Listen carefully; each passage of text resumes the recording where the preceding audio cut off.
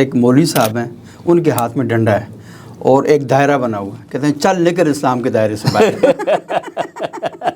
اس طرح حضور اکرم کے 23 سالہ دور میں کوئی مسلک نہیں تھا، کوئی فرقہ نہیں تھا، قرآن مجید میں کوئی فرقہ نہیں ہے، کوئی مسلک نہیں ہے، اور ہم وہ جو بڑا مفصل کر چکے ہیں، وہاں کے وزیر اعظم اور صدر سے ملاقاتیں ہیں، وہاں کی ساری انتظامیہ، آئی جی، ہوم سیکرٹری، سب سے ملاقاتیں ہوئی ہیں، بہت اچھی۔ علامہ صاحب وہاں گئے تھے تو وہاں کشمیر ایکشن کمیٹی سے بھی مل کے آ جاتے اگر صدیق نماز پڑھا رہے ہیں علی کا نہیں، میں تو ان کی پیچھے نماز نہیں پڑھتا، اور جناب علی نماز پڑھا رہے ہیں۔ ہماری رائے یہی ہے کہ جو مشترکات ہیں وہ رکھے جائیں نصاب میں، جو مسلمہ مشترکات ہیں۔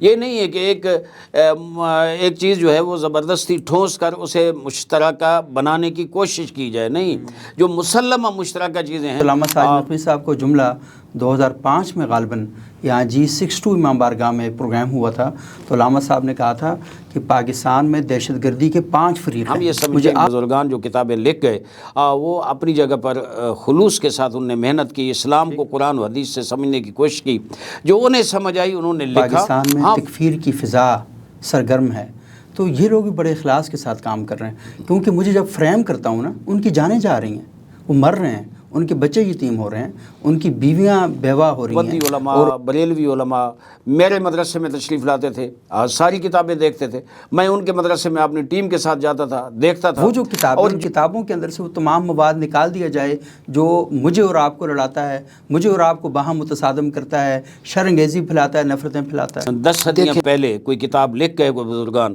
ہمیں حق حاصل نہیں ہے کہ ہم ان کی کتابوں میں چھانٹی کریں اور وہ چیزیں نکال دیں جس کو ہم یہ سمجھتے ہیں کہ ہم یہ اختلاف کا سبب ہے۔ اگر 100 سال پہلے اگر ایک بندے کے پاس غلط انفارمیشن آئی، اس غلط انفارمیشن کی بنیاد پر اس نے غلط بات لکھی، ایک مسجد نبوی تھی، وہی سپریم کورٹ بھی تھا، وہی GHQ بھی تھا اس دور کا جناب، وہاں ہی جناب وزارت خارجہ بھی تھی، وہاں ہی ایوان صدر بھی تھا، جی ہاں، سب وہاں ہی تھے جناب، اور وہاں ہی سب سے بڑی عالم اسلام کی گدی بھی تھی۔ صاحب آپ نے جو گفتگو کیا نا، تو آپ نے میرے دماغ میں نا ایک سوالات کی ہنڈیا جو ہے نا اس میں وہ بال کھڑا کر دیا۔ نصاب کا مسئلہ چل رہا ہے کہ پاکستان میں نصاب ایسا ہو جو فرقہ واریت سے بالاتر ہو، جو قوم میں انتشار، افتراق اس کا سبب نہ ہو بلکہ اتحاد و وحدت کا سبب ہو۔ اس میں ہماری رائے یہی ہے کہ جو مشترکات ہیں وہ رکھے جائیں نصاب میں، جو مسلمہ مشترکات ہیں۔ یہ نہیں ہے کہ ایک چیز جو ہے وہ زبردستی ٹھونس کر اسے مشترکہ بنانے کی کوشش کی جائے، نہیں، جو مسلمہ مشترکہ چیزیں ہیں۔ رسول صلی اللہ علیہ وسلم کے دور میں حضرت علی اور جن کو ہم اہل بیت کہتے ہیں، وہ نماز کہاں پڑھتے تھے؟ صحابہ نماز کہاں پڑھتے تھے؟ جناب ابو بکر صدیق رضی اللہ تعالیٰ عنہ کے دور میں حضرت علی نماز کہاں پڑھتے تھے؟ باقی صحابہ نماز کہاں پڑھتے تھے؟ حسنین کریمین نماز کہاں پڑھتے تھے؟ اور اسی طرح جناب عمر کے دور میں، جناب عثمان کے دور میں، جناب علی کے دور میں کیا مسجدیں الگ الگ ہوتی تھیں؟ نمازیں الگ الگ ہوتی تھیں؟ روزے الگ الگ ٹائم پہ کھلتے تھے؟ کیا ہوتا تھا؟ تھوڑا سا یہ مجھے بتائیں۔ پاکستان میں ایک اور بہت بڑے عالم دین ہیں، وہ ایک دفعہ ہمارے مشترکہ دوست ہیں خورشید ندیم صاحب، ان کے پاس بیٹھے ہوئے تھے، تو میں نے ان سے کہا کہ اللہ کے رسول صلی اللہ علیہ وسلم کی ایک روایت ہے کہ صلو کما رأیتمونی اصلی، نماز اس طرح پڑھو جس طرح تم لوگوں نے مجھے نماز پڑھتے ہوئے دیکھا ہے۔ تو مجھے بتائیں کہ یعنی اللہ کے رسول نے کہا کہ حجت نماز، یعنی جو نماز ہے وہ یہی ہے جو میں پڑھ رہا ہوں، اسی طرح آپ نے پڑھنی۔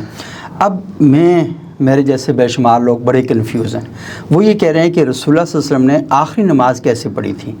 آخری نماز میں ہاتھ یہاں باندھے تھے، یہاں باندھے تھے، یا چھوڑے ہوئے تھے؟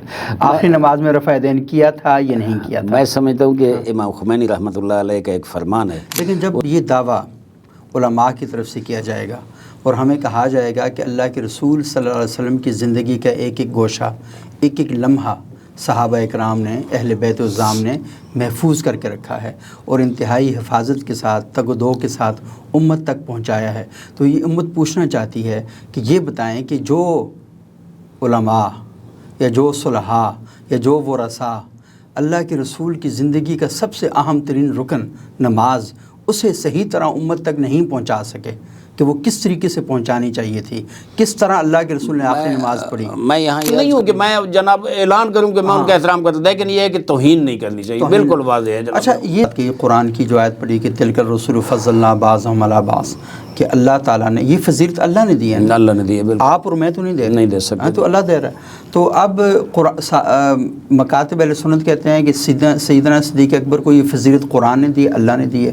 آپ کہہ رہے ہیں جناب مولا علی مرزا کو یہ فضیلت قرآن نے دی، اللہ نے دی، تو اللہ نے دی، بس ختم ہوگی بات۔ میں یہ سمجھتا ہوں، لیکن چھوٹی سی سوال میرا وہ ہے، دوسری کہ اللہ تعالیٰ قرآن میں کہتے ہیں پہلے پارے کی آخری آیت ہے کہ تلک امۃ قد خلت لہا ما کسبت ولکم ما کسبتم ولا تسألون عما کانوا یعملون۔ وہ ہمیں سیدھی سی باتیں کہ تاریخ میں بکھیڑوں میں پڑھنے کی کیا ضرورت ہے؟ رسول آپ کو آئے تھے عقیدہ دینے کے لیے، عبادت دینے کے لیے، معاملہ دینے کے لیے، اس میں تو آپ کہیں نظر نہیں آتے، اور آپ لگے ہوئے ہیں تاریخ کی کتابیں اٹھا رہے ہیں، وہاں سے الماری سے نکالا جو جتنا گند کچرا اٹھا کے ممبر پہ بیان کیا، 2 لوگوں کو لڑایا، جیب میں پیسے ڈالے اور نکل گئے۔ یہ کون سا دین ہے؟ یہ بہت غلط ہے۔ کہہ رہے تھے کہ شیعہ اور سنی کے درمیان اختلاف جو ہے وہ بنیادی امامت اور خلافت کا ہے، لیکن مسئلہ یہ ہے کہ وہ تو دور ہی ختم ہو گئے، اب تو نہ تو خلافت ہے پوری دنیا میں کہیں، اور میرا خیال ہے امامت کا آپ کے ہاں ایک اور تصور ہے وہ موجود ہے، لیکن مسئلہ یہ کہ پاکستان میں مسئلہ صدارت کا ہے، لوگ کہہ رہے ہیں کہ صدارتی نظام آنا چاہیے۔